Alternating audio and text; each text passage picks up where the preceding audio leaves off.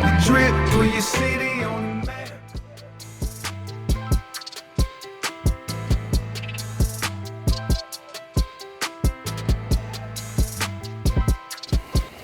What it do, y'all? It's your boy Murdoch. I know this probably isn't the official introduction, but this is how I introduce all the videos I'm in.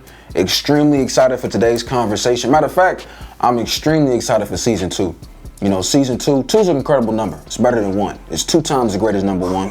And this season, we went from 5 stories to 1 incredibly beautiful, bold, and black story.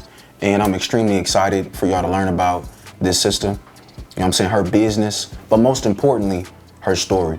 You know, y'all know I say that black stories are the assets that break generational curses, build generational wealth, and bridge that racial wealth gap. And by being naturally herself, y'all picking up what I'm putting down, she's doing all 3 of those things incredibly well. So without further ado, Chyna Goodlow. How are you, sister? I am blessed. Oh, I like that. You look blessed.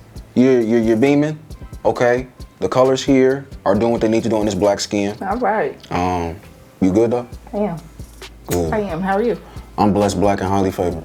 There it is. It's a blessing to be here. So I just want to kind of dive deep into it, if that's cool with you. Okay. So I want you to start with telling me a little bit about yourself. And that's a massive question. Mm-hmm. So if you want to start, if you had to describe yourself in 3 words, what would they be and why? I am persistent. Okay.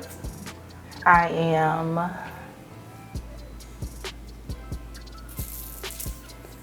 intelligent. Persistent, intelligent. And phenomenal. PIP, talk to me. Okay. So I'm persistent since tiny. I've known I've tried to figure out who I was since I was little. I was persistent in always being the best. I was persistent in school. I was persistent in my family. I was persistent in, like I said, always being the best. I wanted to be the golden child. I'm my mom's only daughter. I'm the oldest granddaughter in my family. And I was put on a pedestal. So I had to be persistent. I had to strive for greatness. I had to put my best foot forward always because I was being watched. So I am the oldest of 11. Wow. On my dad's side, like I said, I'm my mom's only child. So I have little sisters and brothers that are looking up to me. I'm closest to my youngest sibling. We talk every day. She aspires to be just like me. I am an inspiration to her, but also like a parent. So like I said, I had to be persistent in being a mother, and being a student, and being a teacher, a mentor, a friend. So I'm persistent. I love that. Intelligent. Graduated high school at 16. Oh, well, let's just take a second. You did what? I graduated high school at 16. Look at this. I was done at 16. Stayed and did some credit recovery. I was walking at 17. I was at ISU at 17 years old. Where'd you go to high school?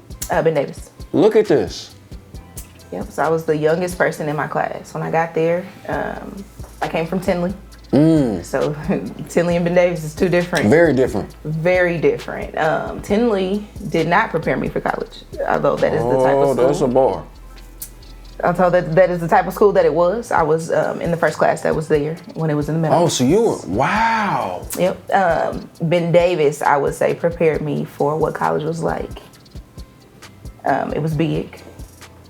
You had to be intelligent to get through it. Yeah. You had to be persistent to get through it. You had to be disciplined to get through it. It was not a campus like Tech, obviously, but it was huge compared to the small two hallway school that was in the Meadows. Yeah.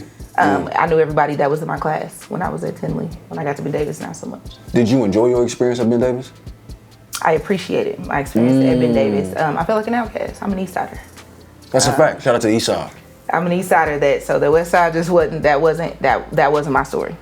I was there to get through, graduate, and go on to college. But I definitely appreciate the experience. I appreciated being around people that were not raised like me.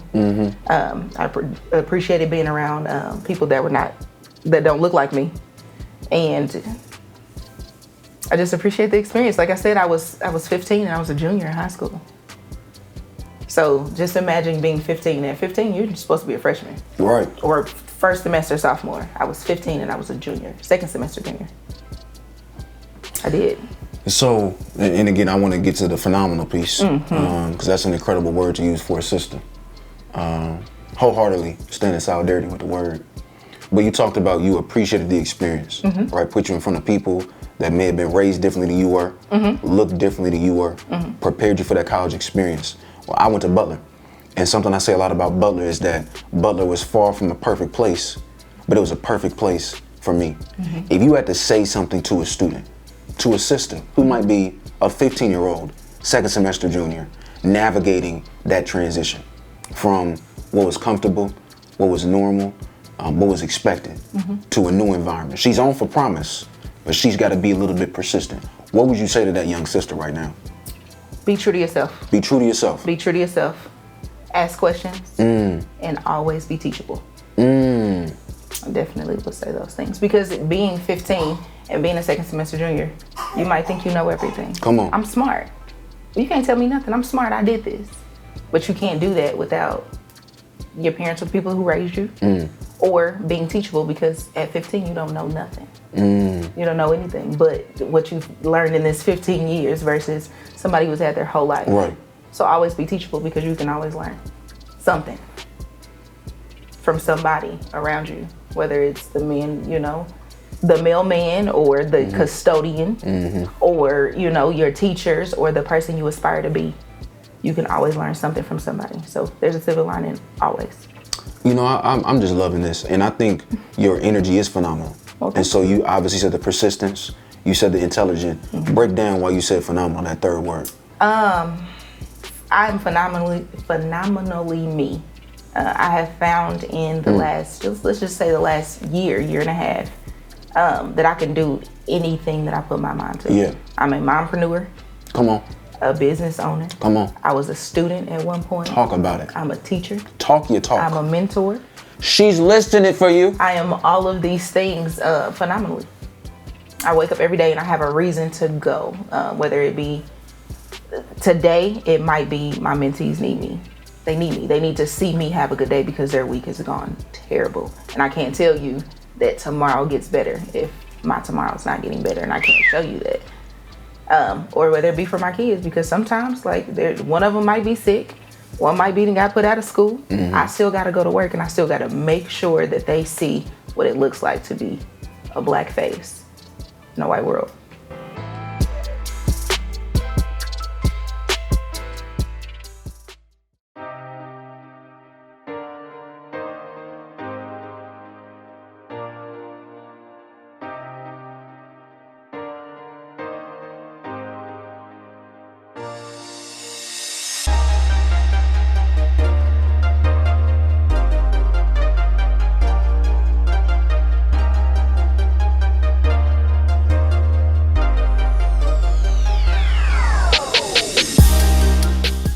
What does legacy mean to you? Like, what is that? Honestly, I don't even know. I've never been asked that question. Like, what should I leave behind for my kids? Like, what does it mean? You just I said feel like that. it doesn't have to be something left behind, though. I feel the same way. As long as Like- I did my part, you were comfortable. You, as a child, you was always taken care of. You know, like, I took care of you. Like, you were good. When I say take care of you mentally, physically, emotionally, like, I set you up so that way you can be successful. I may not have left the house for you. I mean, I would hope to, but if I Right. didn't, okay, but I gave you the tools and keys. That way But you know exactly, there you like, go. okay, well, I gotta pay this on my credit card. I came full with this or whatever. You know what I mean? Yeah, I Like, give gotta you the make tools to be sure. successful adult. And as much as it's annoying because I've been on my own since I was 17, I thank my parents for all that they taught me, because a lot of people would not be able to be 24 years old with 2 kids living on their own paying, doing everything. And I mean, everything is By me, yourself, yeah. is by myself, everything. And my parents instilled that whole, like, you gotta work hard. Okay, you're not gonna do this. I mean, the minute I told them I was pregnant, they were like, all right, so you gonna up the hours at Taco Bell? And then you gonna do what? And what you about to do next year with graduation? How many more classes do you have to take? Take them online? You gotta go, but let me make sure that you're doing, you know, what you're supposed to do. And Yeah. I did They set you that. up. They gave you the tools that you Yeah, needed. they gave me the tools because they did not give me anything. I tell people, they're like, yeah, your house isn't. I feel like it's more than that, I lived there though. until I was 17 years old. But It's more than just the tools and the tricks. What do you talk, like, I want my grandchildren to talk about me. Like, I want my kids to be like, oh, your grandmother, your great-grandmother was this, that, and the third. And your great-great-grandmother, that, for me, that's legacy, because we don't have stories. How far back does your family actually go? It's not very. So that's I was the legacy blessed I would enough like to- to know. I'm just a nice person. But that's what I'm saying. I'm like, Grandma Joy was just right. so nice. Like when it comes up and they That's come and they're fine. like, we want to do a family tree, and they get to you and they're like, oh, well, she did this, that, and the third, and she spearheaded this, and now you know your uncle does this because of her, and your aunt does this because of her. I think that's more of what it is. It ain't really what you. I mean, leave something behind if you can, Lord. But we know how hard it is to get something. So it's like, maybe let's not focus on what we leave behind material-wise, but what did we leave behind emotionally? Yep.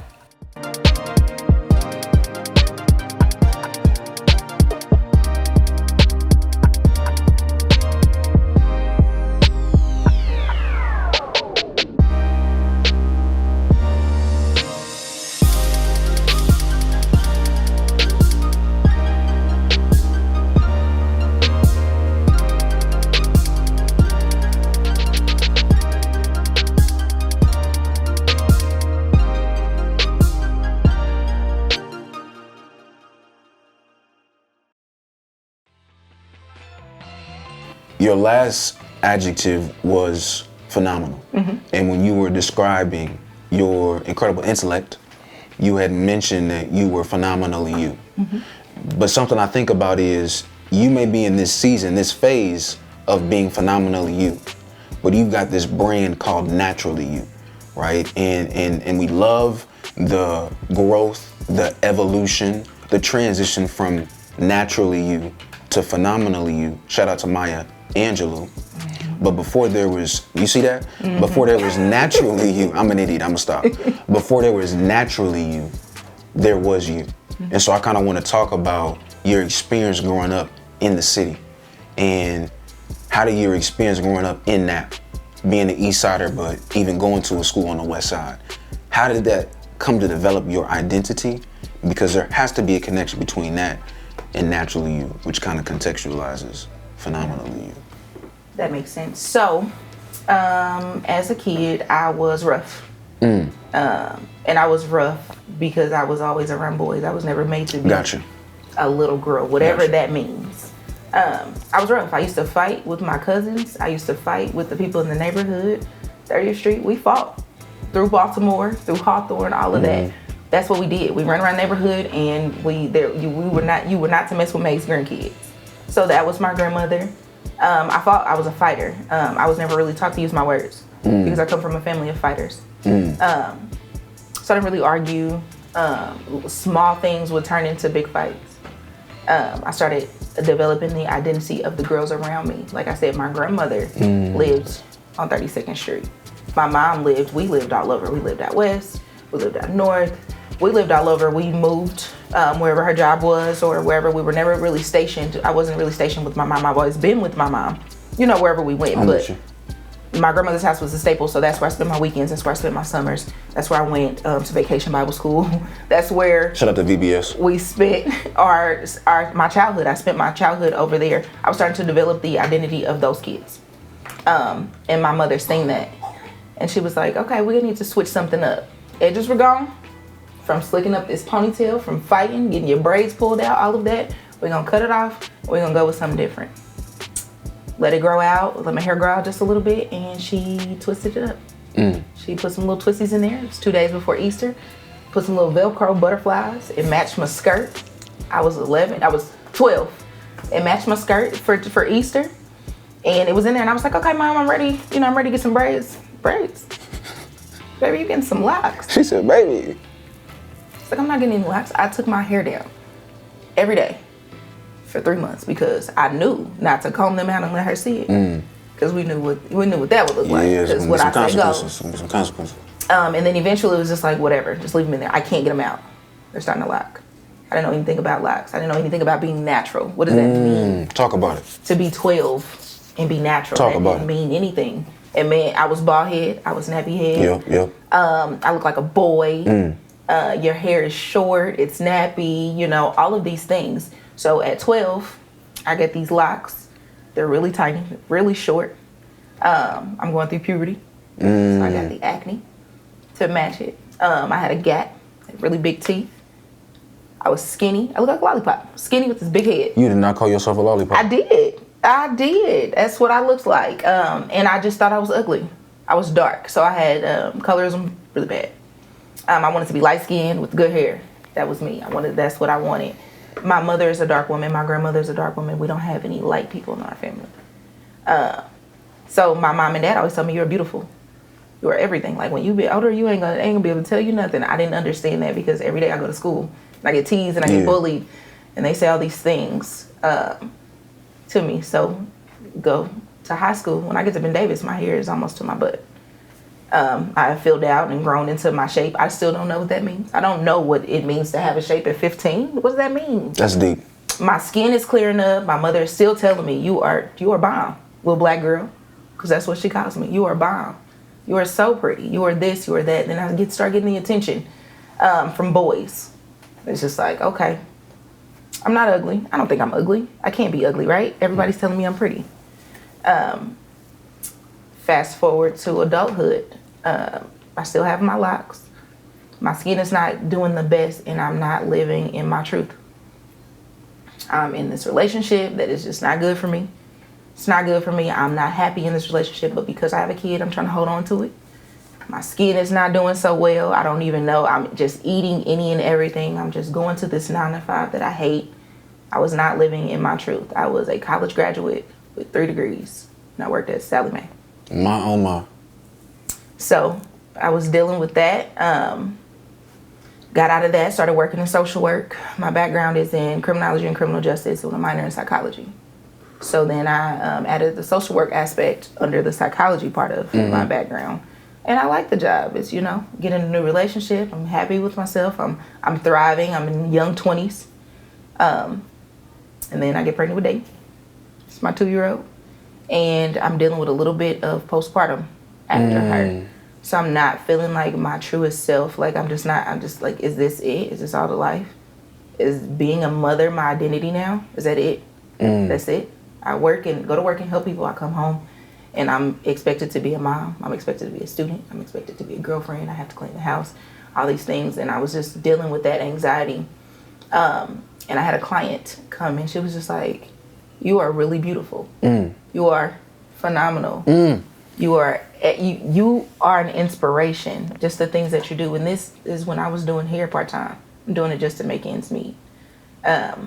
And like I said, I was dealing with postpartum. I go and talk to a doctor and he's like, we can put you on some medications. And I had already been studying herbs. And I was like, yeah, no, I'm not going to do that because, I'd rather do a more natural approach. At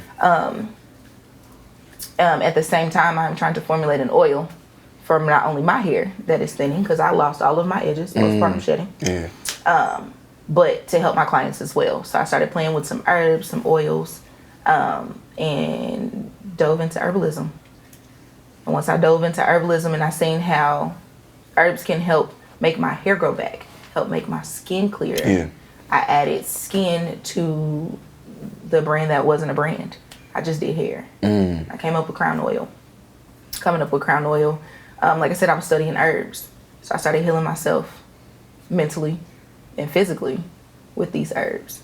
Therefore, becoming my best natural self. Once I started to feel better, then I started telling people about it. Well, I feel better because I've been taking these supplements and I've been, drinking these teas every day. And every night before I go to bed, I have a cup of chamomile tea and it helps me sleep better. It kind of stops the anxiety. And then I introduced Naturally You. It came out as Naturally You, and it was just oils at first. But then I seen what the oils did for my hair. I seen what the shampoos did for my hair. And then I seen what the supplements and the herbs did for my skin. So being holistic doesn't just mean being an herbalist. It means choosing health, wellness, and beauty all together. They all go hand in hand. You can't be beautiful without being healthy. You can't be healthy without being well. Come on. Mentally well, physically well, spiritually well. You can't be those things. So the only way to be me and to walk in my purpose and my truth was to be naturally me and what that means. So it started at 12 when my mother forced me to go natural. Come on. Even though she wasn't. But she seen something bigger than me. That's why I say, like, you have to be teachable. She taught me to be myself and not to take on the identity of the things and the people that were around me, because you have to be true to yourself.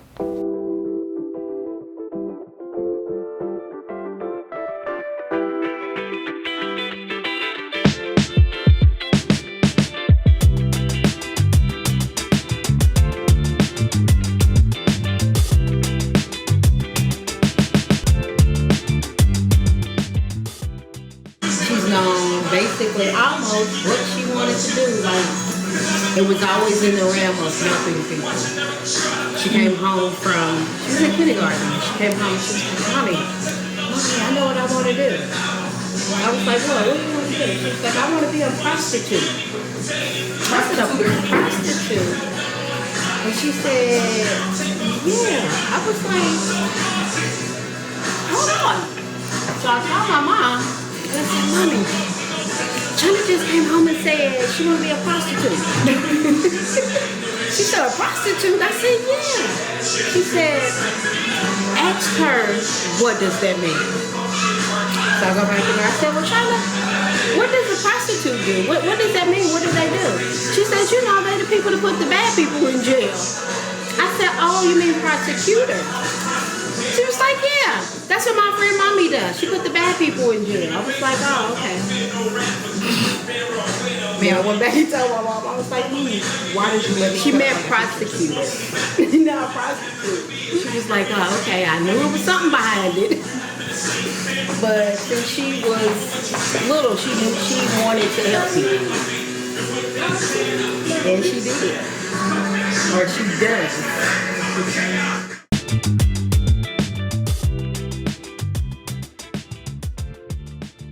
Yes, I am so proud of you. That's all I talk about, all day, every day. It's Chyna. Like how proud I am of my daughter. I don't tell anybody who will listen. Girl, you know my daughter. If you was a stripper, and you was making her back, girl, you know my daughter working over there. It doesn't matter to me what you did. I will be proud of you. I mean, too, because, you know, I feel like a lot of what we do now also has to be reciprocal. And to a degree now, with, like you were saying, with your mom, a lot of what we do is relationship-tional. You know what I mean? If there's no word. Like, people, we kind of got to build some type of rapport. Right. So I feel like we flourish better that way nowadays. But it is very hard to find. It's very hard to come by. It is. It's not easy building a team. No, because like you said, you have to go through so many people in order to find the gold. It's like, Lord, the patience, it's rough. Being an entrepreneur is not for the weak. That is being a mompreneur. Yes, is not for the weak. A mom, a wife-preneur. Even I was just talking to this older lady about, she was saying like it takes a village to raise a child, which I do believe. I believe that wholeheartedly. Mm-hmm. But I have to be able to choose my village that raised my children, because we're breaking generational curses. Exactly, and we all need to be in alignment of that. Yep. That very same goal. So I have to choose the village that's helping me raise mine. And if you can't align with the way that I would want to see my kids raised or the future that I see for them, you gotta go. Not saying that you can't be around or that you can't love them, but I don't need your hand. There's a boundary there. In this village. And I think that's a lot of people's issue with me, is because I'm so sensitive, and I'm really sensitive about my kids. I'm really sensitive about my business because that's one of my babies. Mm-hmm. So. Mm-hmm.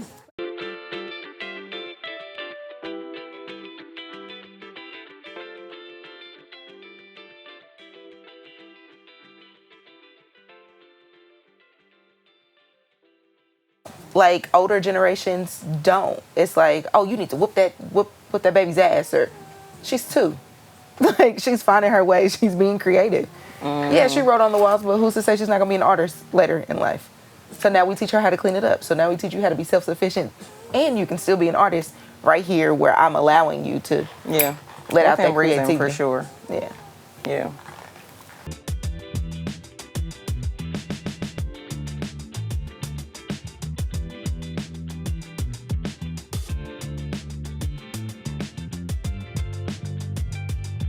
Like, what happened? Aren't you gonna go to school? I mean, what about 401k? What about, you know, your pension? Like, what do you have set up? And That's why I was excited for Joyous too, because she's only 23.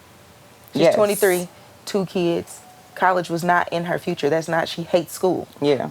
She wanted to work for herself, and I was able to provide a way for her to do that. Like, I think that is so tight. Yeah. Because at 23, I was still living out Misguided. my mom's dreams, though. Like, Yeah. I only went to college and graduated at 16 and was done with college by 20. All of that because my mom was like, you have to go to college, you have to do this. You said you wanted to be a prosecutor, so you're going to go to school, you're going to be in criminology and all these things. In school is when I realized I don't want to work for a broken system. I can't change it by myself. For sure. I can't change it by myself, so what talents do I have that will help me change the world? But I got to start with my community. But it started with you first. You and your gut and your vision and your persistence, because that's also my story too. Like, I went to nursing school for like a semester, and I was like, that was such a waste of like $15,000 and my time, you know, because I want to help people, but I knew that I was not going to ever be nobody's nurse. You know what I'm saying? Right. So after I left that, I remember not even telling anybody. I was like, I'm going to go to nail school. I quit working at Sally Mae. Or no, I didn't quit working at Sally Mae. This is how you know we have such a strong hold on working for and doing what's comfortable.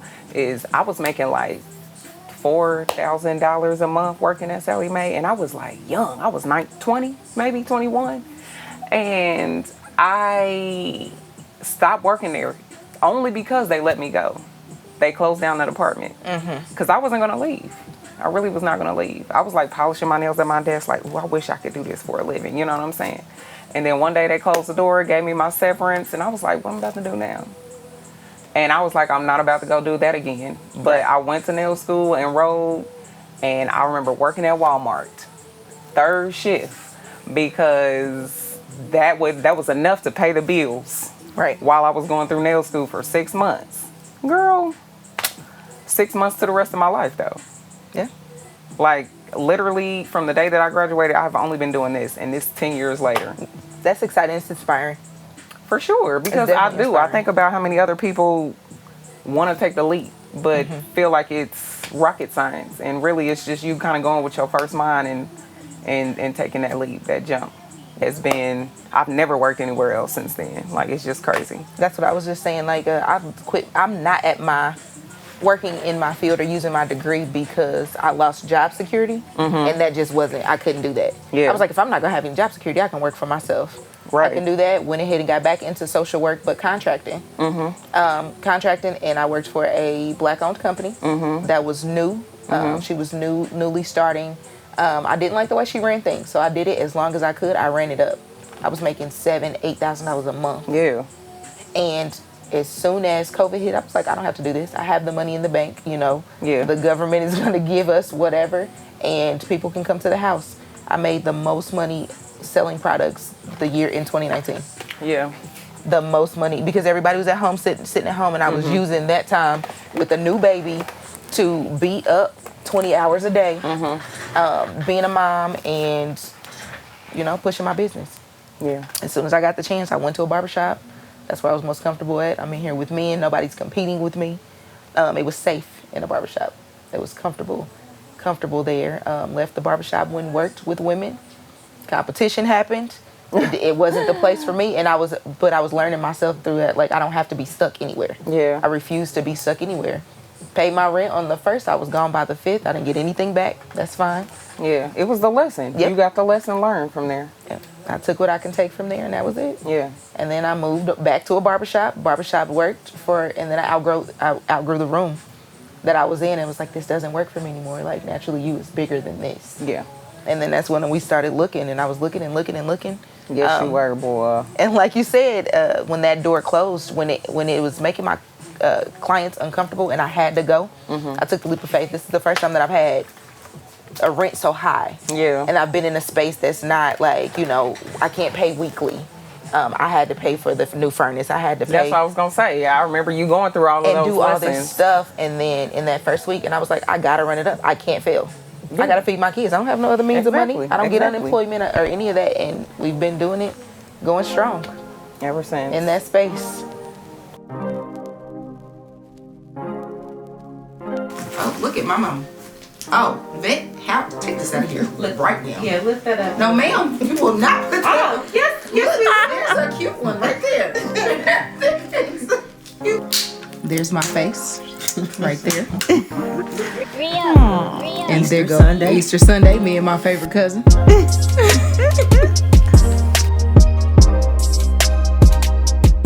Chyna used to love to talk, and literally we lived 12 minutes from each other. Auntie Vet, can I spend the night? Absolutely, go get your bag. From one stop sign to the next, Chyna had asked me 20 questions. I said, Chyna, I promise if you say one more thing before we get to the house, I'm gonna turn around. She said, okay, I ain't gonna say nothing else. Can I say one more thing? She just used to love to talk. So I had a lot to say. You know, my grandmother always said, express yourself. You know, don't make kids feel like they can't talk. So, you know, talk. So we All love the to time. talk. Yeah. All the time. Now I'm paying for it. Because Timmy talks all the time. Never stops asking questions. He is so inquisitive about everything. My mama. So Chyna had a lot of influencers in her life growing up. Yeah, we was, you know, Chyna changed her major a time or two. And we wasn't sure. Do First you it was remember when I came home and said I wanted to be a prostitute? In a kindergarten? prosecutor, and she said prostituter. It's like, okay, we're gonna work on your vocabulary there. My mom cried about that too, because she didn't understand.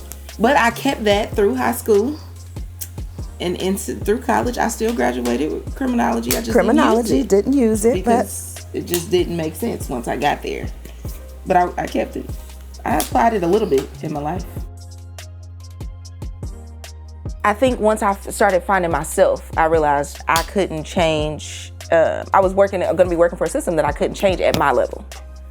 So I would rather stop children from becoming criminals than I would work with the ones that are already criminals. I can't save them, but I can save these kids who are going to become criminals. So that's why I decided to go into social work. So I took social work and I did social work for a little bit. It was emotionally draining. And then I applied my hustle and social work together. So now I have this shop that my chair is better than therapy. It's chirpy.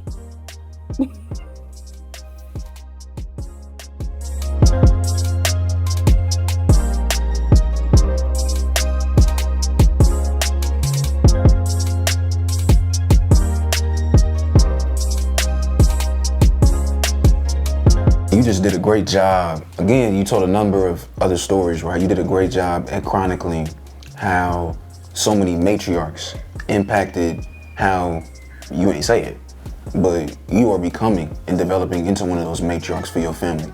Like you're actively developing that legacy right now. And part of what I want to ask to end this is, as you become a better version of a phenomenal person, as you become more phenomenally you, what legacy are you looking to leave? I am looking to just leave my footprint on my community.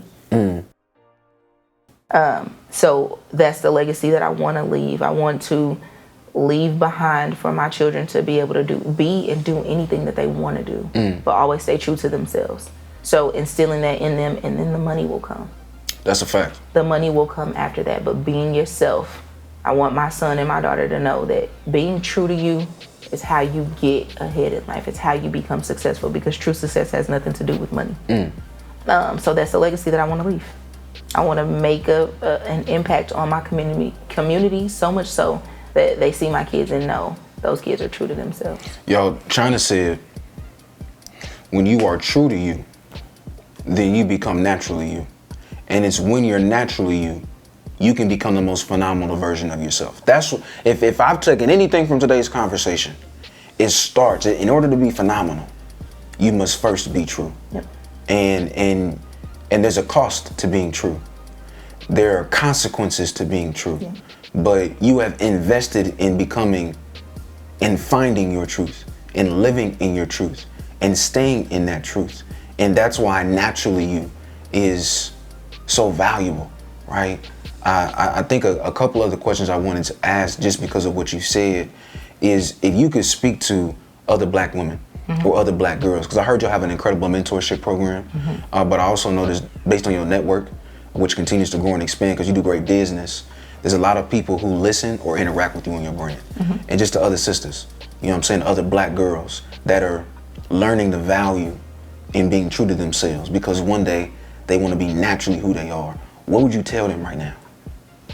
Stay true to yourself. Figure out your why. Why are you here? What is your purpose? Who are you doing this for? How did you get here? Once you figure out the answer, you have the answers to those questions, you can be your natural self. You know who you are. You know why you're doing this. You know how you got here. You know who you're doing it for. Success will come after that. Yeah.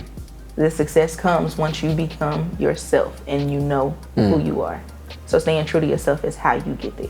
I love this message. The last thing I'll say is because you have such an amazing story, but it's all been here. You know what I mean? You went to ISU, you said, correct? But I mean, you are a product of NAP. You're a product of the city. Why have you chosen to continue developing your story here? Because y'all just bought a crib here too, right? Yeah, A year ago. Why? Why do you continue to invest in this city? Why do you continue to develop your story here in NAP? Because if you're gonna make a difference, you have to make a difference in your community first. So I can't go to Atlanta, I can't go to Texas and make a difference there and then come home to a mess. So I wanna make a difference and make an impact on my community first. My story is not done. It doesn't end in Indianapolis. Come on. But it started here. Come on. So I still have a story to tell. I've not told the world my story yet. I haven't told my community my story yet, I'm sorry. Ooh. So my community doesn't know my story, so I can't tell the world yet. So I'm working on a smaller scale.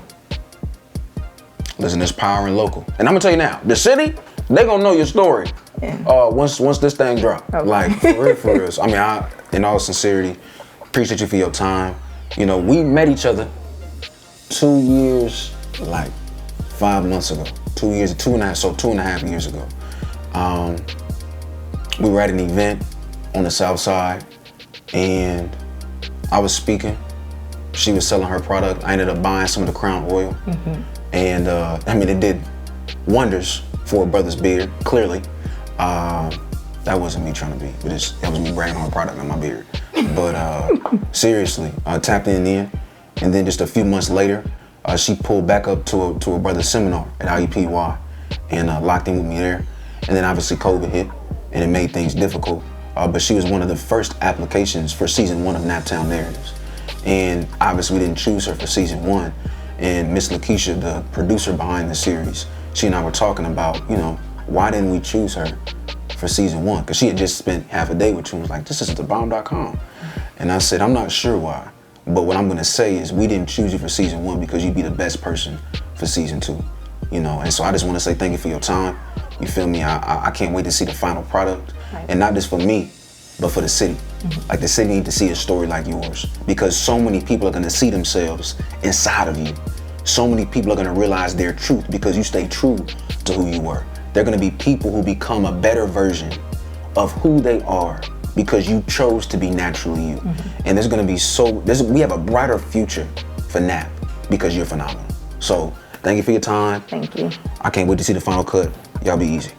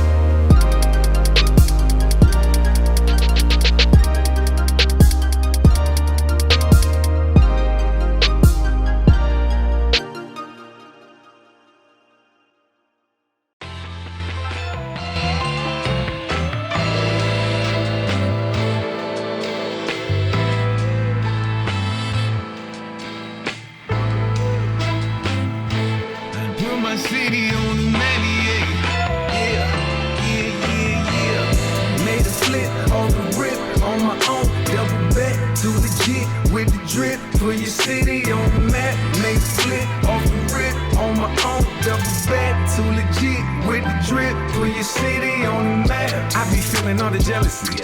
Why they tryna get ahead of me? Feeling like a whole celebrity. Every day I build a legacy. Tiptoeing to the melody, beating it up until I get a felony. Getting my paper, boy, I'm never settling. Finna make it on my mama, I guarantee.